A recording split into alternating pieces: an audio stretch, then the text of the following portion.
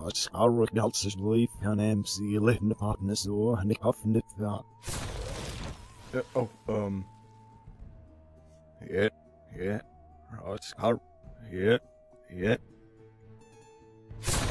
Alright, there we go. Finally.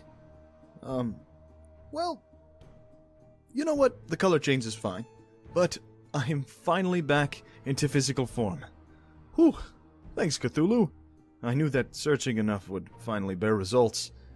Well, now that I'm back, I figured what better time than to now thank all of you. During this time, I managed to reach over my first 100 subscribers. And I did my very first live stream with you all. And if you haven't seen it, you should definitely go watch it. It was a very fun time. But, moving forward with the channel, it is only fitting that with this first big milestone in this channel's hopefully long career, we finally see the end of A Tale of Aquatic Terror by Reddit's very own u/Darkly Gathers. I hope you all enjoy.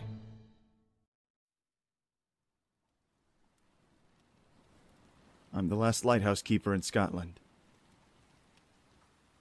and the story comes to an end by u/Darkly Gathers. Heather! I shout, stumbling backwards in fear. Recent memories of the unseen nightmare that knocked upon my lighthouse door come hurtling in return to the forefront of my mind afresh. Hearing her voice was one thing, but seeing her standing right here before me, I can't believe it. For my heart's sake, I can't. I refuse. Heather, how? You can't be real. You can't. What cruel trickery is this? Please. I'm a hard man, and I pride myself as such. But I can't be taking too much more of this tonight. I can only handle so much. Heather scoffs and puts a hand to her mouth. A hard man, she chortles good-naturedly, in the way she always did. You're nothing but a big softy, Douglas. You certainly took your time. Well, blowing me down. It's her. It's really her. I swoop in at once and hold her tight. She squeals as the icy wetness of my jacket and beard connect with her skin. Warm and soft.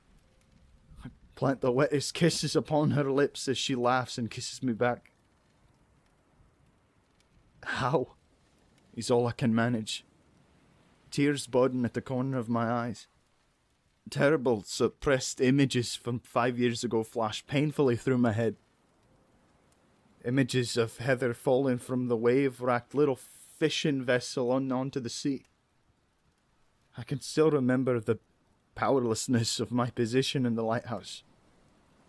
Unable to do a thing but watch and scream into the boat's panicked driver. I shake the memories away. All this time, Heather. All this time, I thought. I swallow. I thought you were fucking dead, woman.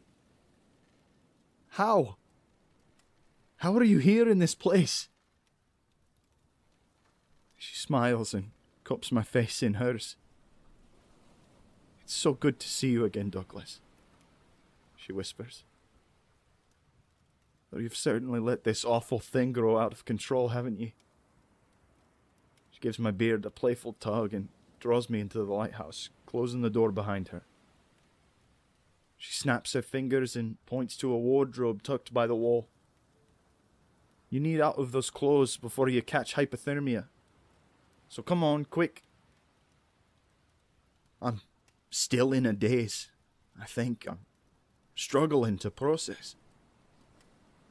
But I do as she says, grabbing a rough and mismatched set of dry gear from the wardrobe. There I was, Douglas. Caught in the swirling seas. She begins, moving her arms about dramatically. Struggling to breathe. Thrown away this and that. It was so dark. So cold. And then there it was. I saw it. Glowing through the gloom. Gold and white. Shining. Rippling like liquid glass. An arched door in the midst of the waves.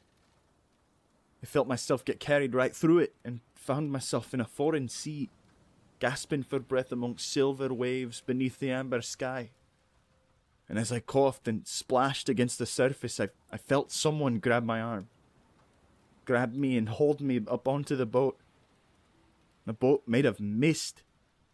Shining and shimmering like a spectre they were. And you'll never guess, Douglas. You'll never guess who it was. Was it old Mad Jack by chance? She sputters and furrows her brow, suddenly cross. Puts her hands on her hips. And how the devil do you know that? I've taken the wind right out of her sails. I'm looking at her now, I can't help but laugh. A hearty laugh, for the soul's sake. I've missed you, Heather. I chuckle. I saw Jack myself, just now. The fucker saved me from certain death, and he didn't stick around. My smile falters. I grow more serious and look my wonderful wife in the eyes. The twin beams, Heather. The twin beams must be manned. You've an issue with the lighthouse, haven't you?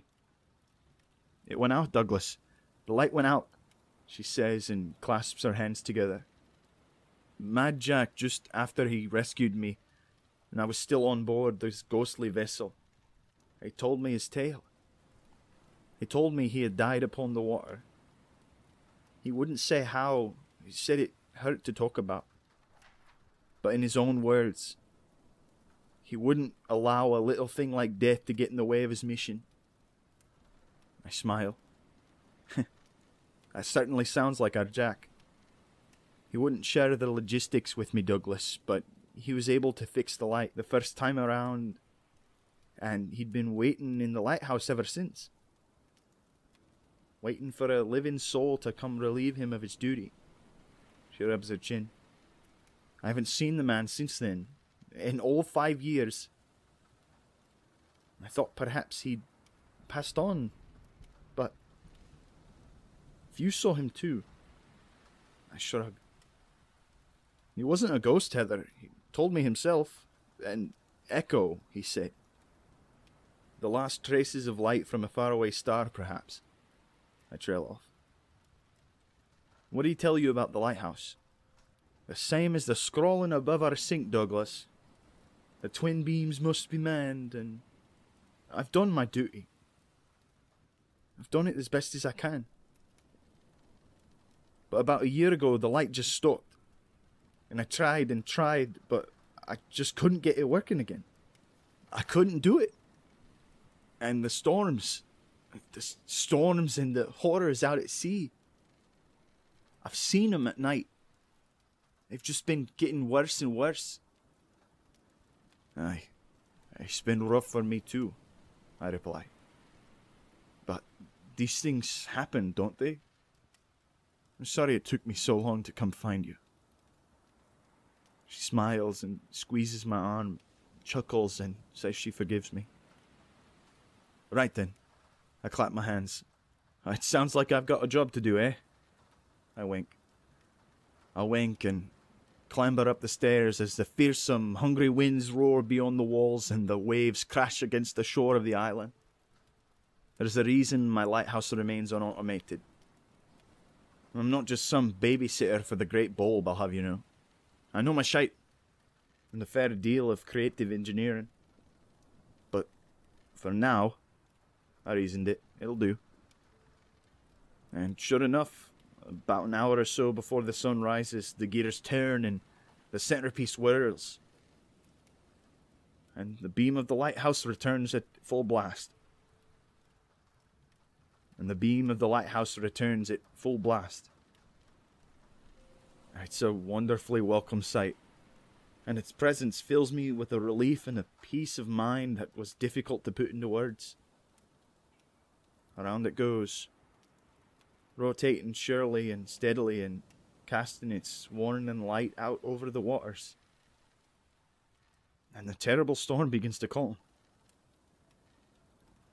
I stand with Heather on the deck, and we watch as the wind settles and as the swirl of the sea starts to slow, and the great lights rolls gently around and around.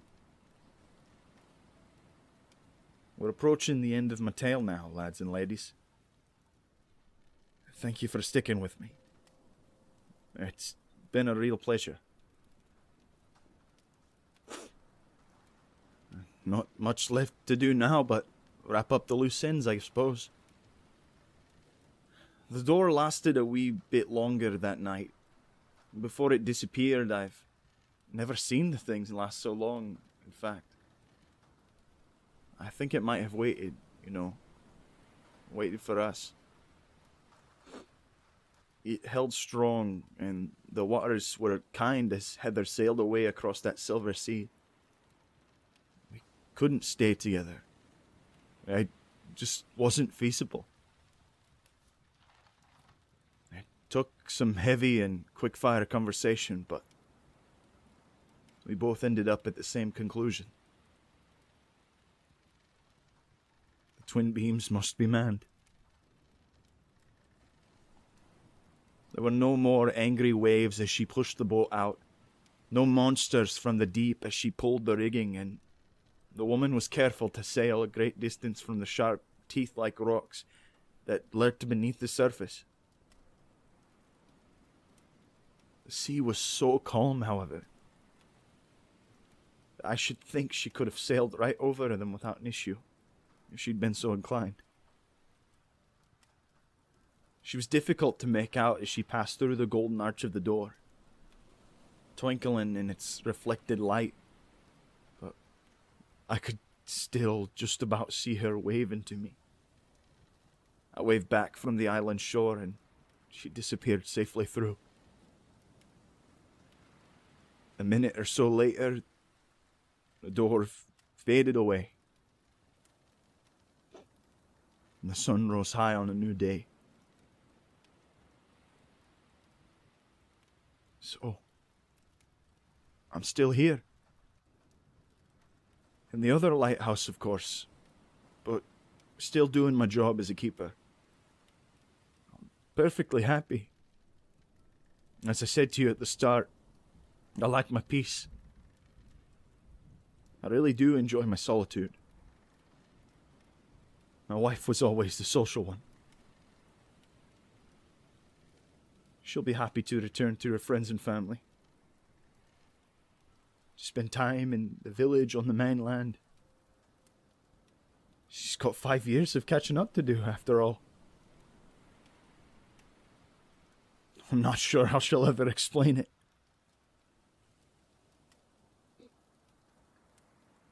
There's a village here too, Thought you might be interested. That's where I got my new boat.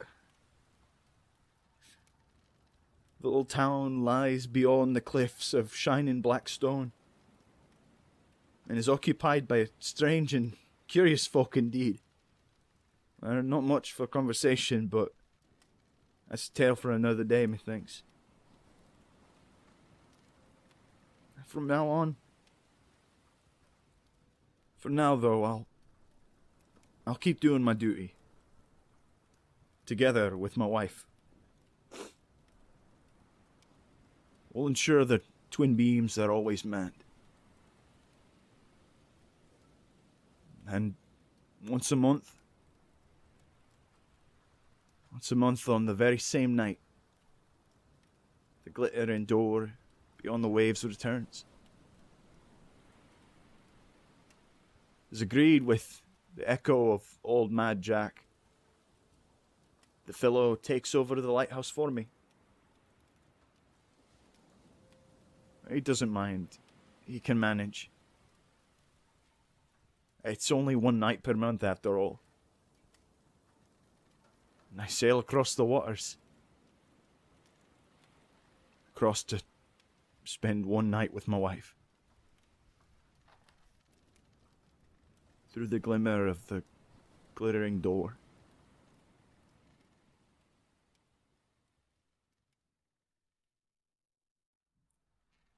Hello there, YouTube. Stormy here. I hope you enjoyed tonight's story. If you did, make sure to like and subscribe and comment down below what you liked about it. And if there are any more stories that you would like me to do, make sure to comment those down below as well, and I will be more than glad to check them out. Now, you folks have a wonderful night, and I hope to see you in the next video. If we all survive.